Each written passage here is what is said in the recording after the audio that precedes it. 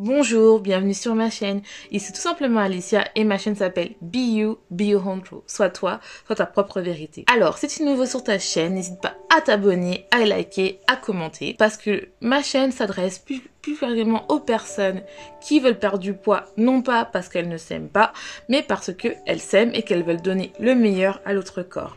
Et qu'elles en ont marre qu'on leur dise que si elles perdent pas du poids, c'est parce qu'elles n'ont pas de motivation. Non, c'est faux.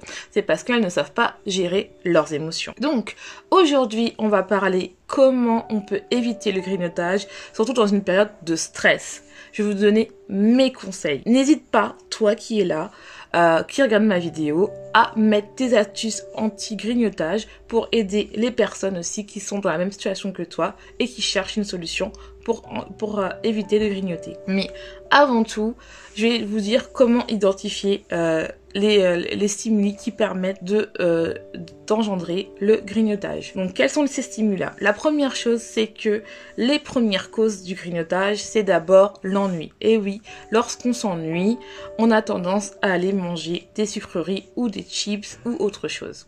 La deuxième chose, c'est qu'on n'a pas assez mangé lors des repas. Et oui, c'est tout bête, c'est des fois on n'a pas assez mangé, donc on a encore une petite faim. Si on est une personne sucrée ou salée, on va vite manger quelque chose, soit des petits biscuits ou des chips, juste pour compenser le fait qu'on n'a pas assez mangé. Troisième chose est que lorsqu'on est stressé ou en crise d'angoisse, c'est vraiment là où on a besoin d'aller chercher quelque chose de réconfortant, quelque chose qui nous fait du bien. Et généralement, on se tourne vers quelque chose de sucré si on a un bec sucré ou de salé. Et tout ce qui est sucré est très réconfortant, qui nous rappelle vraiment notre enfance. Donc c'est pour ça. Voilà en tout cas mes raisons pour moi où je me tourne vraiment dans le grignotage. Et si vous avez d'autres raisons, n'hésite pas à me dire dans la barre de commentaires. Vas-y, n'aie pas peur, tu es anonyme, personne ne sait ce que c'est toi.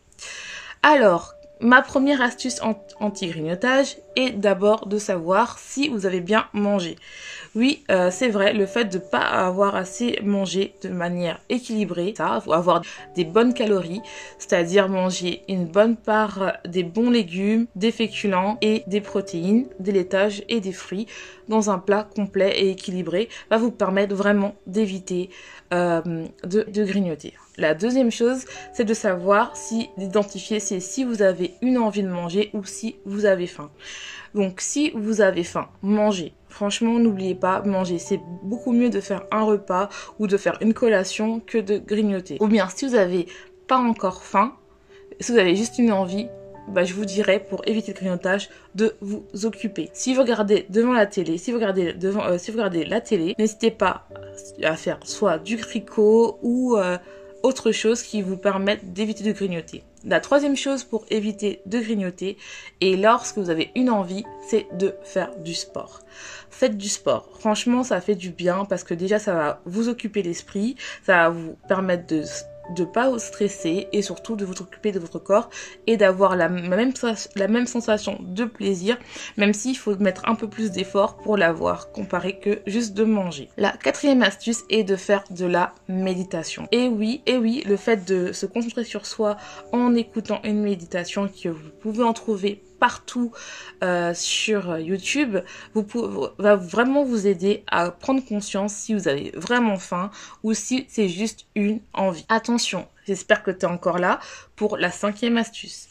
La cinquième astuce est que lorsque vous grignotez, c'est de noter si vous avez faim et à quelle période vous avez plus tendance à grignoter pour vraiment éviter ce mode de fonctionnement.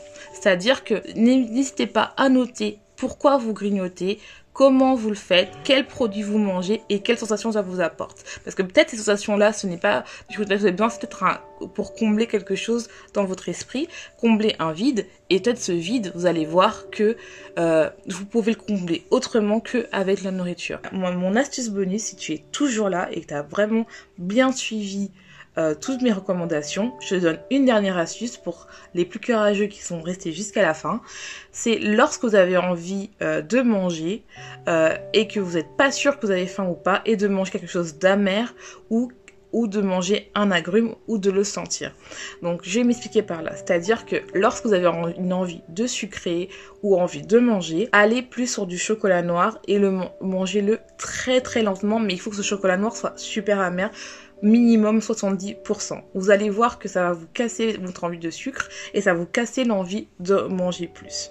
Le deuxième chose, ou si vous voulez pas le chocolat amer et que vous n'aimez pas ça, achetez de l'huile essentielle de pamplemousse. Quand vous avez une envie sucrée, sentez-le, ou de sentir ou l'huile essentielle de citron, une agrume, de sentir une agrume, vous allez voir que cette envie de sucre ou cette envie de manger va partir. Parce que généralement, quand on a une envie, ça part. C'est juste qu'il faut juste s'occuper autre chose pour que elle part. Donc voilà.